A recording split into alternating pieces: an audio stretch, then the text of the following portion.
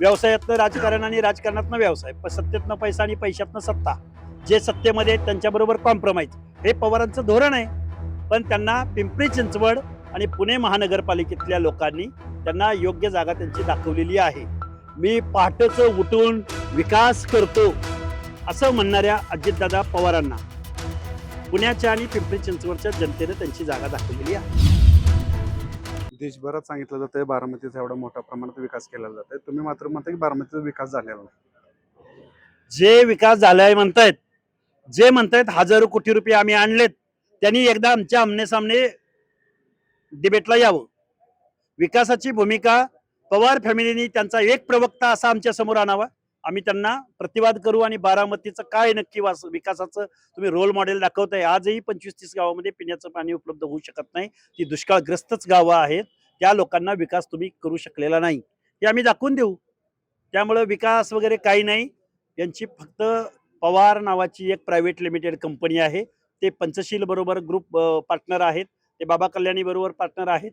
ते अनेक विमान कंपन्यामध्ये, दारूच्या कारखान्यामध्ये, साखर कारखान्यामध्ये पार्टनरशिप आहे. व्यवसायातनं राजकारण आणि राजकारणातनं व्यवसाय, सत्तेतनं पैसा आणि पैशातनं सत्ता. जे सत्तेमध्ये आहेत त्यांच्याबरोबर कॉम्प्रोमाइज, हे पवारांचं धोरण आहे. पण त्यांना पिंपरी चिंचवड आणि पुणे महानगरपालिकेतल्या लोकांनी त्यांना योग्य जागा त्यांची दाखवलेली आहे. मी पहाटेचं उठून विकास करतो असं म्हणणाऱ्या अजितदादा पवारांना पुण्याच्या आणि पिंपरी चिंचवडच्या जनतेने त्यांची जागा दाखवलेली आहे.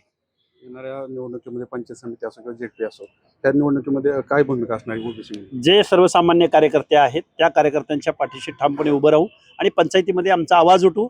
आणि विकासाचं जे केंद्रीकरण झालंय, काही ठराविक लोकांचा जो विकास झालाय तो सर्वसामान्यापर्यंत विकास घेण्याच्या दृष्टिकोनातून लोकशाहीमध्ये जो उत्सव असतो ती निवडणूक, त्या निवडणुकीमध्ये सर्वसामान्य माणसांना उतरवू आणि सर्वसामान्य कार्यकर्त्यांना निवडणुकीला सामोरं जायला किंवा जो लढतोय त्याच्या पाठीशी उभं राहायला आम्ही निश्चित तयार आहोत. काल 2 दिवसापूर्वी उपमुख्यमंत्री अजित पवार यांनी बारामती नगर पंचायत समिती आणि जेटपी या इच्छुक उमेदवारांच्या मुलाखती घेतलेल्या आहेत. आपली कशी भूमिका असणार हे बघा, जो कार्यकर्ता लढतोय, ज्या पक्षातले कार्यकर्ते संघर्ष करतायत, वर्षानुवर्ष सामाजिक कामं करतायत, संघर्ष करतायत, त्या माणसांच्या पाठीशी आम्ही उभं राहू. आम्ही तर काही कारखानदार, वतनदार, सत्ताधारी नाही आहोत.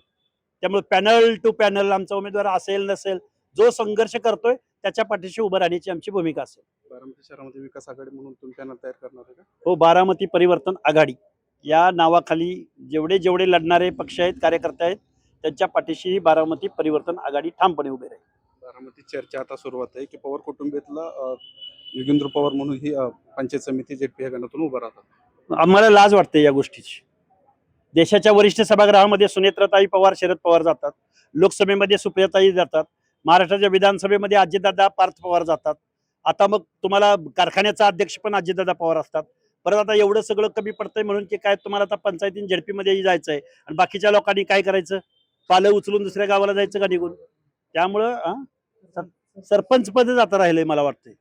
ते पण एखादं छोटं गाव आहे का बघा, त्या गावा काटेवाडी झाली ना नगर परिषद का नाही? नाही, माळेगाव नगर परिषद झाली. त्या काटेवाडीच्या सरपंच पदासाठी आम्ही आता पवारांच्या किंवा सुप्रियाताईचं एखादं काय मुलगी मुलगा असेल तर त्याला तिथं त्यांनी उभं करावं. येणाऱ्या काळात ओबीसीच्या सर्वसामान्य कार्यकर्त्यांना संधी मिळणार.